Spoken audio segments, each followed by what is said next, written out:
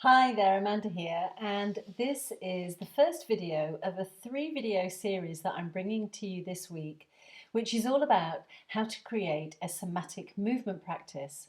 So whether you practice movement such as yoga or Pilates or any other kind of regular movement habit, or maybe you teach something like that, if you have been wondering what is somatics all about and how can I make my practice somatics, or how could I teach in a more somatic way, then these 3 videos are going to share a lot of information with you so you can do just that. So in today's video, I'm talking to you about how David and I came across somatics and how it changed our practice at the time.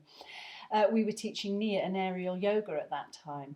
And then in the second video, I'm going to talk to you about the aerial yoga practice and how that really changed and transformed, and how we actually created a teacher training program because it had changed so much. And then the third video, I'm going to talk to you about our somatic movement teacher training program that we are launching in October. We've actually already trained 5 people so far, and we're launching a training in October, and that video will tell you more about that. So let's start talking then about how we came across somatics and how it changed our teaching at the time. So as I said before, we were teaching Nia and Aerial Yoga at the time. And if you're not familiar with those, Nia is a movement practice that's movement to music. And aerial yoga is hanging around on a hammock that hangs from a ceiling and playing with yoga style moves with fabric. So David and I trained in somatics. Well, I trained over 5 years ago and David trained a few years before that, so quite some time ago now. And what we learnt on those training programs started to affect how we wanted to teach our other movement practices. So within Nia, what we started to see was how some of the movement patterns within that sort of dance movement format reminded us of the patterns of movement we'd learned from the Thomas Hanna style exercises and the reflex patterns that he talked about. And so we wanted to bring that out more in the dance movement. And therefore, I didn't want to teach a routine just as it was shared with me for what I licensed for. So I started to adapt and change and move things around, but so much so that the original routines really started to change, and I started to bring more somatic teaching into the Nia. I felt I wanted to start more slowly, to really slow the practice down initially, to give people time to sense certain movement patterns. And I wanted to spend more time on the floor at the end, rather than as fitness on the floor, using the floor and almost like a gym and building up strength or playing around that like that. I wanted to bring more relaxation for sure, but also a time to repattern or integrate what we'd already learned and move more slowly and mindfully. So it really began to change. And now the aerial yoga, what we found when we were teaching that originally, that it was lots and lots of instruction. So hold the fabric like this, place the fabric in this place, stand with your feet here with one set of toes pointing this way and the other set of toes pointing that way, rotate round, bend this way. It was do quite a lot of the time. And after somatics, we wanted to invite people to sense how they were feeling more, and we wanted to give them the choice of where their body wanted to stand based on what felt right for them. So we wanted to empower people more and give them back more. Instead of asking us all the time, where should I be? When do I breathe in and when do I breathe out? We wanted to teach in a way where they made those choices for themselves. And actually what happened was we took some of the movements out of our aerial yoga because some of them felt like they were going to take people into a stretch reflex. With the momentum and gravity and so on working with the body, it felt like some of the movements could take the body further than it was ready to go. And we wanted to encourage people to only go as far as was comfortable.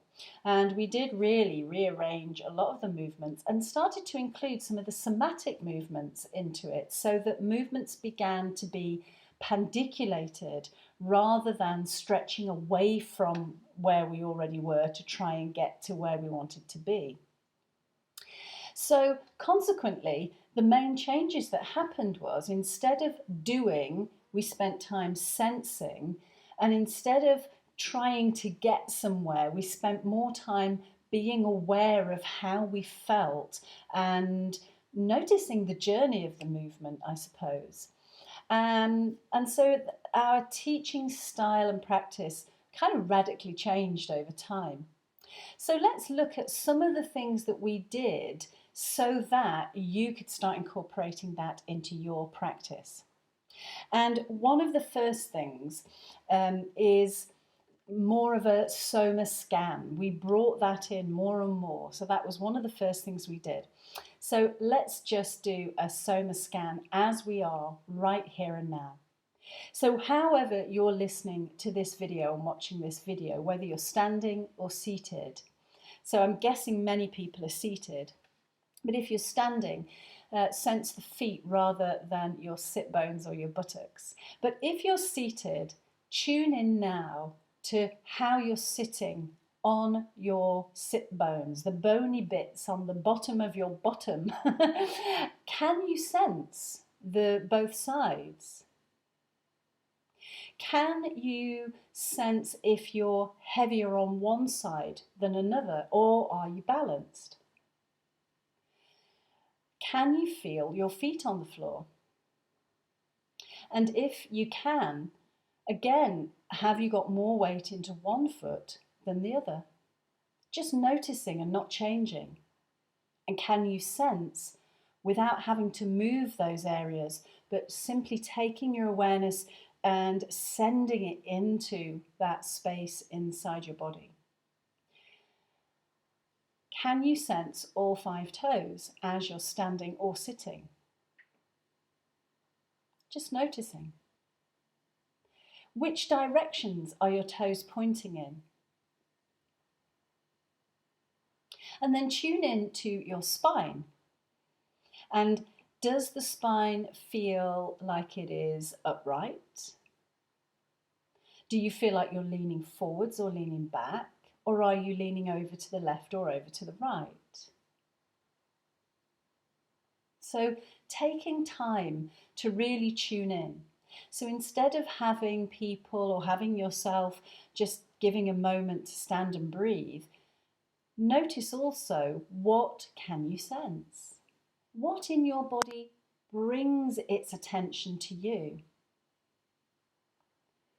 And then in order to sense a more neutral space, if you feel you're heavier on the left or the right, or if you're leaning further forwards or further back, gently take yourself further forwards and then rock gently further back and move between these 2 points gently, slowly, smoothly, so that as you move through the points, can you sense where neutral is?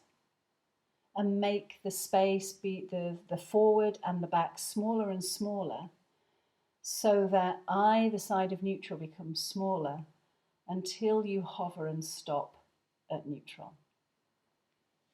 And you could also do that for side to side. That's a little taster of bringing more awareness into your body in a Soma Scan.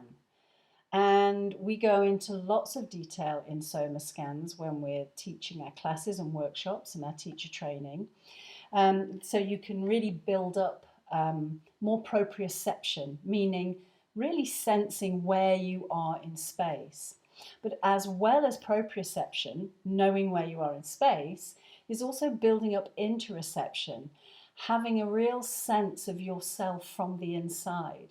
And the more you do it, the easier it gets and the stronger it gets. And it's almost like you can fill in more and more gaps in the body. So that's one thing we started to do more of, drawing attention to sensation in that way. And as we're talking about drawing attention, then the other way that we drew attention to our movement teaching was inviting people to notice what was happening during movement. So instead of simply teaching, say, a movement that would have been called a back bend, we would guide people into the awareness of the muscles in the back of the body shortening. And at the same time, can you sense that as those muscles in the back of the body shorten, the muscles through the front of the body lengthen?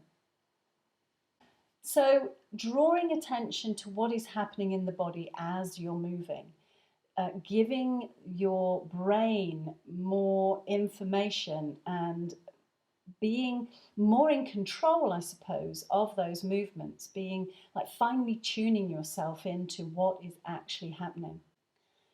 Another thing that we were doing in terms of our teaching practice was, instead of telling people what to do, we would build in asking questions so that they ask the questions of themselves to then work out the answer.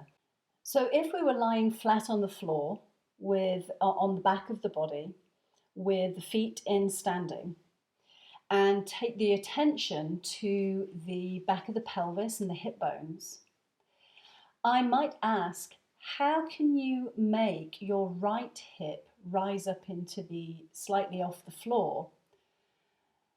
What muscles need to work in order to do that? So instead of saying to somebody, press into your foot in order to do that, give them the space to explore and find out what actually happens to make that right hip lift up off the floor. And in that way, again, we're empowering people and we're giving them the chance to have a somatic experience. And one more thing also that we used to do, and still do, which is a really important part of a somatic approach to movement, is to draw attention to what has changed. And this really goes back to those Soma scans. So we don't just do a Soma scan at the beginning of a class. We build it in again and again throughout a class, so that we do a portion of the class and then have a scan and notice what has changed, what is different, what has released, what has become more online, as in what more do I notice about myself? And building in those moments to notice what has changed is crucial to a somatic practice, so that I can notice then that doing a certain thing can create a certain result. So if you are not necessarily wanting to teach this, but you want to make your own movement practice feel more somatic, then here's a few things that you can do for yourself. So the first thing is slow down before you go faster.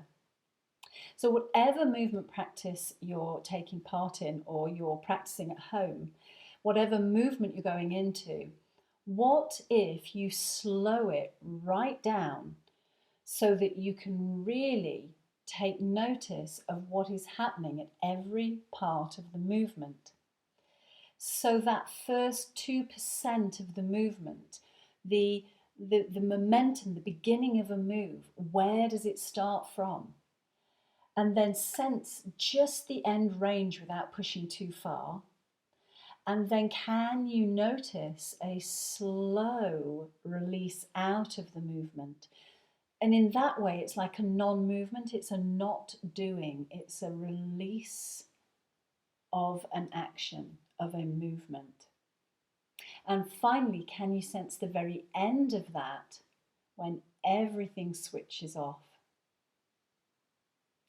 And so, for instance, if you think about going around a corner in a car, how much more awareness you'd have at all the different points if you were doing it at 20 mile an hour compared to 70 mile an hour.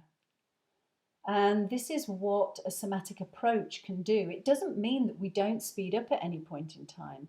It means that the slower we go, the more changes can take place to give us a finer movement control within that movement pattern, We practice it slowly, and then when we speed up, we can be more efficient with that movement.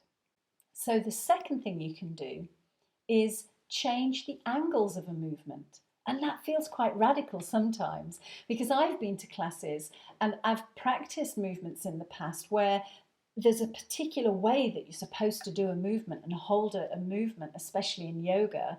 There's various things, or even in dance, where it's like, no, you don't hold it back there, you hold it here. Well, what if you practice different angles and different places to go into, and then go a bit further forward than you normally would, or a bit further back than you normally would, and that gives the brain more information so that you can then find a sweet spot. And finally, if there are parts of your movement or practice where you feel a bit stuck, or you're doing something and you think, that won't move, that part won't move properly because, let's take the shoulder for instance. This shoulder is a bit too high and I can't release it. Instead of pushing away to get a result, do more of what you're already doing. So if you notice that this shoulder was a little bit higher up than the other, then do more of that and bring it up even higher. And by doing that, notice what is tightening, and then consciously release the tightening and release that muscle, and sense how much the muscle will release, and then at the end of that release, completely switch off. Now practice that 2 or 3 times, and you'll most likely find that that muscle will release way more than if you just try to stretch your way out of something. So let's recap. What can you do to make your own personal movement practice a little bit more somatic? Slow down before you go faster. Try different angles and vary the angles or the vectors of certain movements. And if you want to achieve a particular result, do more of what the body's already doing before you slowly release out of it. Thank you so much for watching this first video in the series of how to create a somatic practice, and I do hope you'll tune in on Wednesday when we're talking about how we transformed our aerial yoga practice and made it a somatic aerial yoga teacher training program too. And until then, take care and enjoy sensing your body.